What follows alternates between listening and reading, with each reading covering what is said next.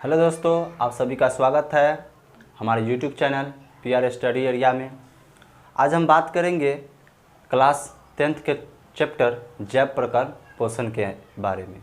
जैसा कि हम लोग पिछले क्लास में उस चैप्टर के अंतर्गत बहुत सारा टॉपिक को देख लिए थे, जैसे कि पोषण के बारे में, जैव प्रकरण के बारे में, स्वपोषण, परपोषण के प्रकार, स्वपोषी, परपोषी, ये सभी के बारे में हम लोगों ने क्लास कर लिया था। आज जो हमारा जो मुख्य टॉपिक होगा इस चैप्टर का वो है अमीबा में पोषण। इसके अंतर्गत हम देखेंगे कि अमीबा में पोषण की क्रिया कैसे होती है, इस पे हम लोग बात करेंगे। तो चलिए शुरू करते हैं। तो अमीबा क्या है, सबसे पहले समझ लीजिए। अमीबा जो है एक जंतु है। क्या है? जंतु है, न कि पौधा है।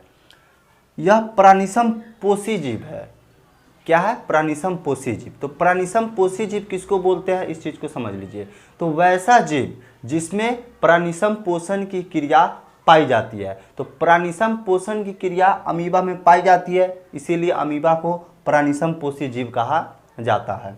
उसके बाद यह एक कोशिकीय जीव है। एक कोशिकीय जीव वैसे जीवों को बोला जाता है जिनका शरीर केवल एक प्रकार के कोशिकाओं से मिलकर बना होता है। तो अमीबा का जो शरीर है वो एक ही प्रकार के कोशिकाओं से मिलकर बना होता है, तो इसीलिए इसको एक कोशिकीय जीव कहा जाता है। और जितने भी एक कोशिकीय जीव है सारे के सारे उनका जो आकार होता है वो अनिश्चित होता है। अनिश्चित का मतलब उनका आकार जो होता है निश्चित नहीं होता है, उनका आकार जो है हमेशा क्या होते रहता है, बदलते रहता है। उसी प्रकार से अमीबा का भी आकार क्या है, हमेशा जो है बदलते रहता है।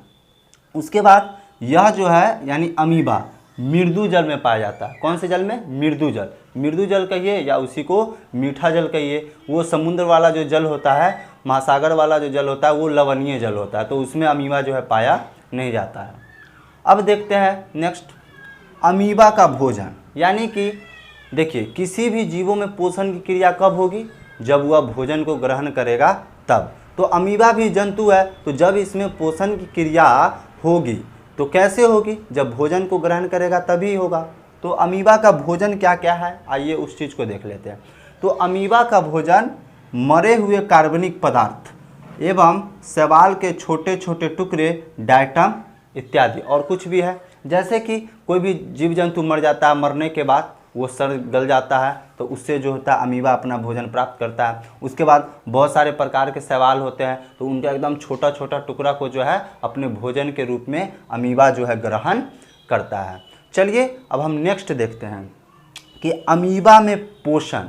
तो अमीबा में जो पोषण है वो 3 प्रक्रियाओं द्वारा पूरा होता है। अब वो 3 प्रक्रिया कौन कौन है, आइए उसको बारी बारी से देखते हैं। तो पहला है अंतर्ग्रहण, उसके बाद है पाचन, और उसके बाद है बहिष्करण यानी कि उत्सर्जन। उसी को हम निष्कासन भी बोलेंगे। बहिष्करण, उत्सर्जन और निष्कासन तीनों का मतलब एक ही होता है। तो सबसे पहले हम देखेंगे अंतर्ग्रहण के बारे में। किसके बारे में? अंतर्ग्रहण के बारे में।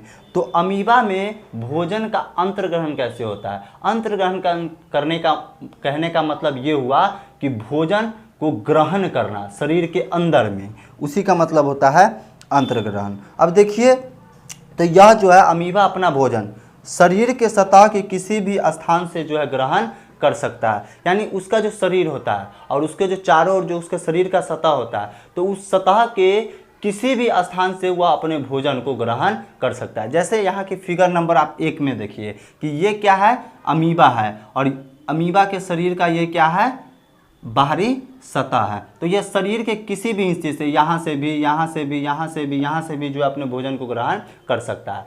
लेकिन जहाँ से यह जिस स्थान से भोजन ग्रहण करता है उसको बोला जाता है कुटपाद। क्या बोला जाता है? कुटपाद। और इंग्लिश में बोला जाता है स्यूडोपोडिया। यानी अमीबा अपने शरीर के सतह से जिस स्थान से भोजन ग्रहण करता है उसी को बोला जाता है कुटपाद। तो यहाँ पे देखिए ये जो है कुटपाद है। क्या है? कुटपाद है। तो अब ये देखते हैं कि अमीबा में भोजन को ग्रहण करने के लिए कोई निश्चित स्थान होता नहीं है, ये कुटपाट के द्वारा जो ही भोजन करता है। लेकिन हम दूसरे जंतु में देखते हैं क्या कि भोजन करने के लिए एक निश्चित स्थान होता है। जैसे कि हम लोग गाय को ले ले, मनुष्य को ले ले, तो उनमें क्या है कि भोजन को ग्रहण करने के लिए एक विशेष प्रकार के अंग पाए जाते हैं जिसको हम लोग मुख बोलते हैं। लेकिन अमीबा में वैसा बात नहीं है, उसके शरीर के सतह से ही होता है। अब है दूसरा, देखते हैं पाचन। क्या है? पाचन। तो अब पाचन कैसे होता है उससे पहले हम इस चीज़ को समझ लेते हैं कि अमीबा जब भोजन के नज़दीक में होता है, तो देखिए ये अमीबा है और यह भोजन है, ये वाला। तो अमीबा जब भोजन के नज़दीक होता है तो वह क्या करता है, अपने चारों ओर कुटपाथ का निर्माण करता है, और निर्माण करके और धीरे धीरे उस भोजन को क्या कर लेता है, इसको जो है पूर्ण रूप से ये जो है क्या करेगा, इसको घेर लेगा। और घेरने के बाद यह भोजन जो है उसके शरीर के अंदर चला जाता है। और भोजन जैसे ही अंदर जाएगा, अब उसके शरीर के अंदर ये देखिए फिगर नंबर 2, उसके अंदर भोजन रसधानी का निर्माण हो जाता है।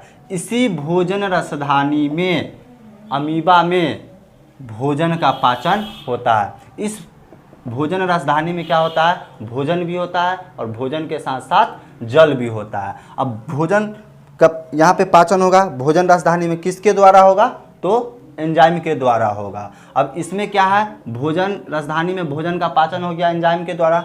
अब जैसे ही अमीबा में भोजन का पाचन हुआ तो पचा हुआ भोजन क्या होगा, ये जो आप देख रहे हैं ये कोशिका द्रव, क्या है, कोशिका द्रव। तो जो भी पचा हुआ भोजन था ये पूरा कोशिका द्रव में क्या हो जाएगा, फैल जाएगा। क्या होगा, फैल जाएगा। लेकिन क्या है कि भोजन पचता है और कुछ भोजन जो है अपचा भोजन उसको बोलते हैं, जो बच जाता है, जो कि हमारा शरीर से या किसी भी जीव के शरीर से क्या होता है, बाहर निकलता है। उसी प्रकार अमीबा में भी जो होता है अपचा भोजन शरीर से बाहर निकलता है। कैसे निकलता है उस पर बात करते हैं।